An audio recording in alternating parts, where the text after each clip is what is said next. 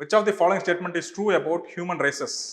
பின்வருவனவற்றில் எவை மனித இனங்களை பற்றிய சரியான கூற்று? The races is a group of people with more or less permanent distinguishing characteristics. Human races are classified in 7 blood groups. The races are identified and classified based on skin color, stature, shape of head, face, nose, eye, type of hair and blood group. So, எதன் அடிப்படையில் மனித இனங்களை பற்றிய சரியான கூற்று? இனங்கள் என்பது அதிகமாகவோ அல்லது குறைவாகவோ நிரந்தர தனித்துவமான பண்புகளை கொண்ட குழுவாகும்.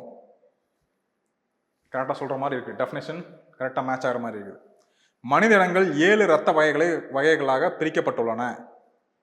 இது எங்கேயோ இடிக்கிற மாதிரி இருக்கா?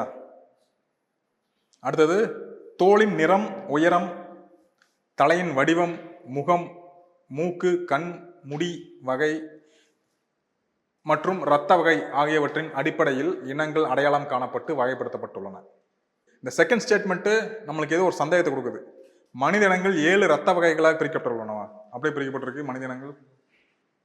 அப்படி நம்ம பிரிக்கல. பிளட்டை வச்சு பிளட் குரூப் வச்சு நம்ம மேஜராக பிரிக்கல.